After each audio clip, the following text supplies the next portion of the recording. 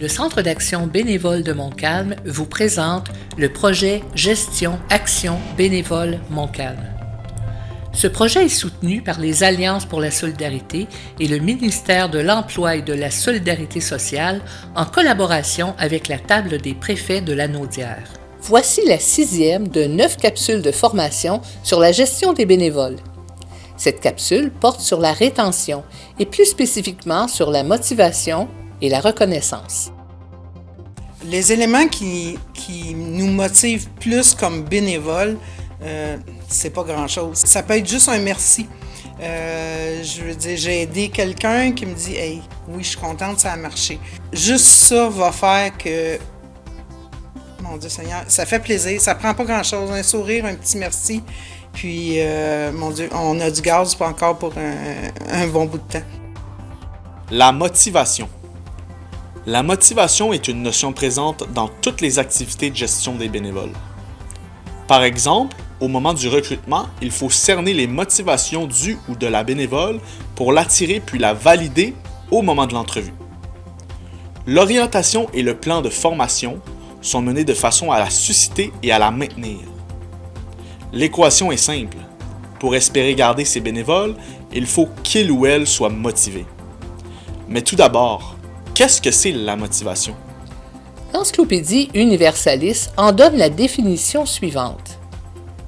La motivation peut être définie comme le processus psychologique responsable du déclenchement, du maintien, de l'entretien et de la cessation d'une conduite.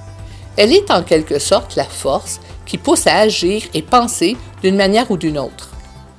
Pour compléter cette définition, on peut regarder du côté d'Abraham Maslow, un psychologue américain qui a travaillé sur la théorie des besoins et leur hiérarchisation.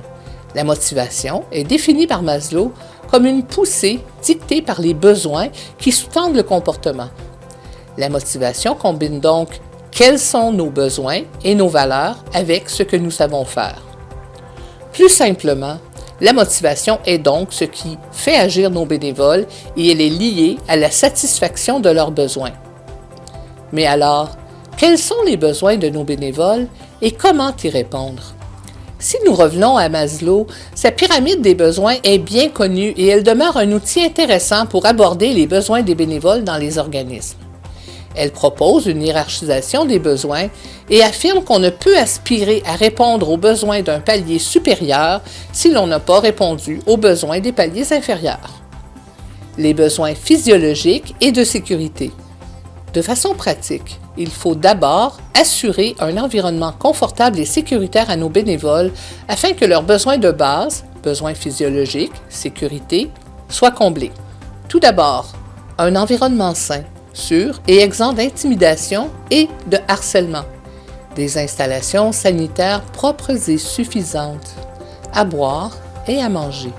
Des postes de travail ergonomiques et confortables. Les outils et la formation nécessaires à l'exécution des tâches. Le besoin d'appartenance.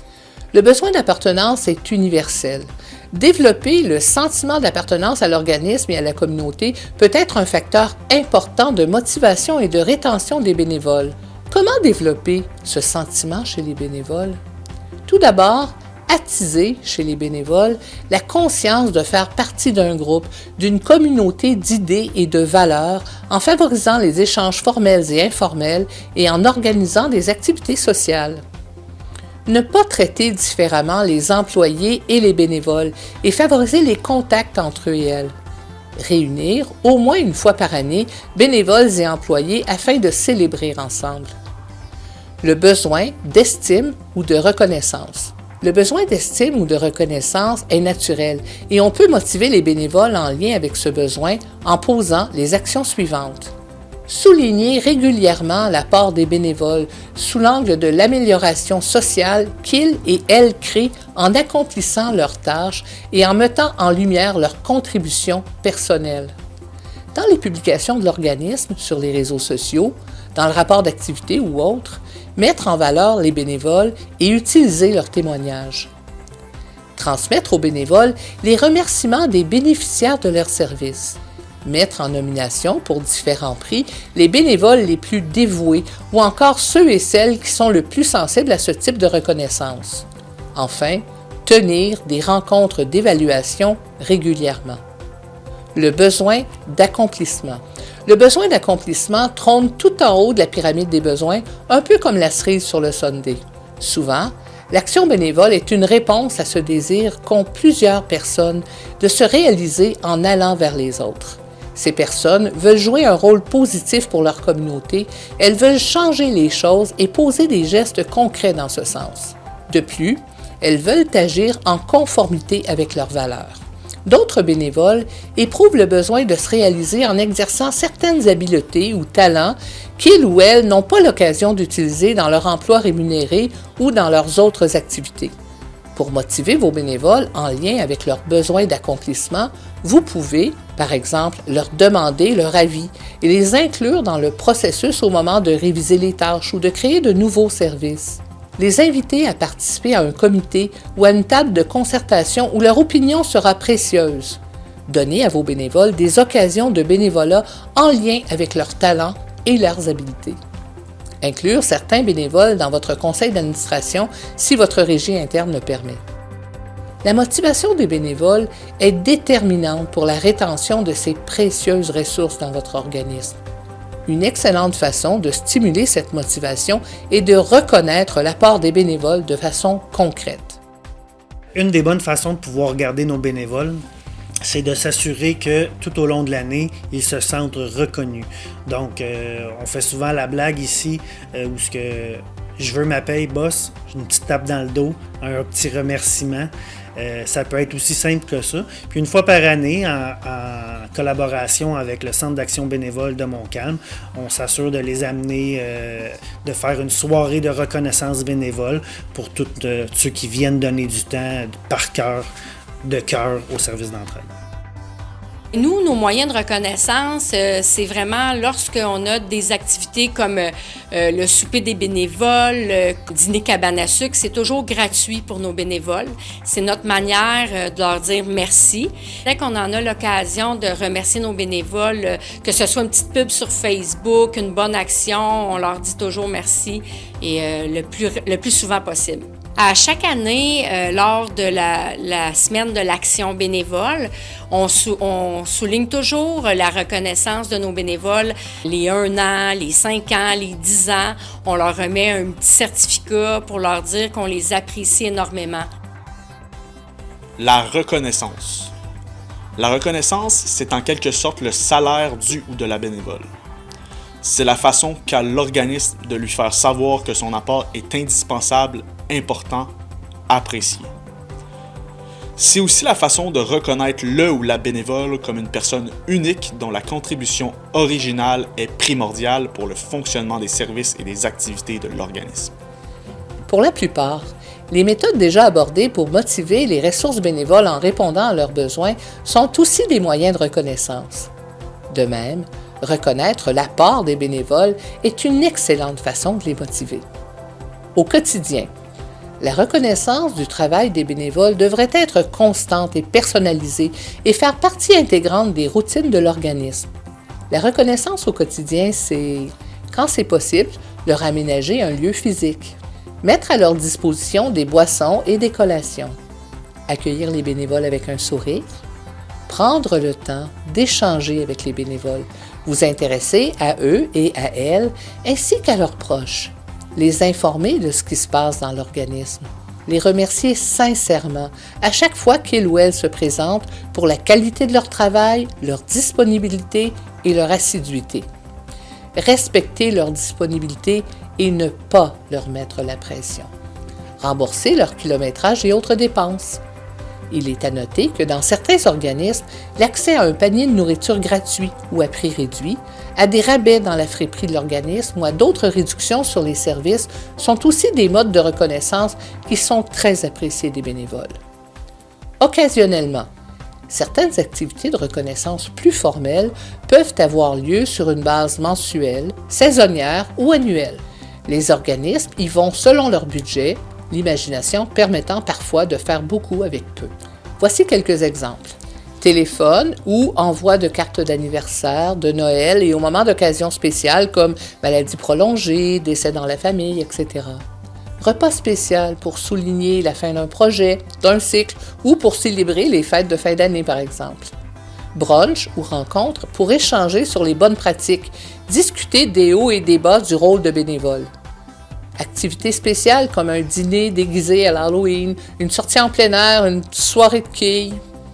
Participation à la soirée des bénévoles et au déjeuner des bénévoles pendant la semaine de l'action bénévole, ou au souper des bénévoles organisé par la municipalité, ou encore aux activités de la journée des bénévoles. Participation à une conférence ou une formation sur un sujet d'intérêt. Remise de matériel promotionnel de la Fédération des centres d'action bénévole du Québec ou à l'effigie de votre organisme. Remise de cadeaux divers, billets de théâtre, de cinéma, etc., obtenus auprès de commanditaires ou non. Distribution de certificats, de plaques, trophées soulignant la contribution des bénévoles. Publication mettant en vedette des bénévoles sur la page Facebook de l'organisme. On l'oublie souvent, mais l'évaluation de votre bénévole, qui devrait avoir lieu au moins une fois par année, est une occasion privilégiée pour reconnaître son engagement et lui faire savoir à quel point sa contribution est importante pour l'organisme. En soulignant ses bons coups, en mettant l'accent sur ses qualités et ses habiletés, en lui rapportant les commentaires positifs de ses collègues et de la clientèle, vous lui offrez une reconnaissance personnalisée qui risque de lui aller droit au cœur. Les prix, les médailles et autres hommages. Ce ne sont pas tous les bénévoles qui apprécient ce type de reconnaissance. Il faut donc la réserver à ceux et à celles qui y prendront plaisir. De plus, dans certains milieux, choisir une personne au détriment d'une autre peut créer des situations difficiles. Des bénévoles dévoués et engagés, vivant mal le fait de ne pas avoir été choisis, peuvent déserter l'organisme, se sentant victimes d'une iniquité. Il est donc préférable de choisir des bénévoles faisant l'unanimité auprès de leur pairs et, idéalement, faire participer les autres bénévoles au processus de choix. Voici quelques prix qui peuvent récompenser vos bénévoles émérites. Tout d'abord, la plus connue, la médaille du lieutenant-gouverneur pour les aînés. Ce prix, décerné par le lieutenant-gouverneur du Québec, vise la reconnaissance de l'engagement, de la détermination et du dépassement de soi de Québécois et de Québécoises qui ont eu une influence positive au sein de leur communauté ou de la nation québécoise. Le prix du bénévolat en loisirs et sports, $ Morin. Ce prix vise à valoriser le rôle social des bénévoles et il est remis à un ou une bénévole qui s'est illustré à titre individuel dans chacune des régions du Québec. Il rend aussi hommage à un ou une bénévole dans le domaine du loisir et à un ou une bénévole dans le domaine du sport, dont l'action bénévole a une portée sur les plans provincial, national ou international. Enfin, le volet relève souligne l'engagement bénévole de 2 jeunes âgés de 14 à 30 ans. Le prix Hommage Bénévolat Québec. Ce prix est remis afin de souligner l'engagement exceptionnel et la précieuse contribution de bénévoles et d'organismes de toutes les régions du Québec. Il vise à récompenser les efforts déployés par des citoyens et des citoyennes dans leur communauté, ainsi que l'action d'organismes en vue de promouvoir et favoriser l'essor de l'engagement bénévole. Le prix pour le bénévolat du Canada. Ce prix vise à honorer les bénévoles et à mettre de l'avant sur la scène nationale la contribution bénévole de personnes, d'organismes sans but lucratif et d'entreprises à leur collectivité. Il existe un prix national et des prix régionaux dans différentes catégories. Enfin, des municipalités et des organismes régionaux remettent des prix pour souligner l'engagement bénévole. Il s'agit de rester à l'affût pour en faire profiter vos bénévoles. Pour conclure, il faut garder à l'esprit que l'importance de susciter et de maintenir la motivation des bénévoles et de reconnaître de façon formelle ou informelle leurs contributions doivent être incluses dans toutes les activités du cycle de gestion des bénévoles, que l'on parle de recrutement ou de rétention. La gestion des bénévoles n'est pas de tout repos. Des situations difficiles peuvent survenir, des problèmes légaux peuvent se présenter, et il est important pour les gestionnaires de bénévoles d'être bien formés et de savoir où s'adresser pour obtenir du support. De plus, la gestion des bénévoles n'est pas un domaine statique.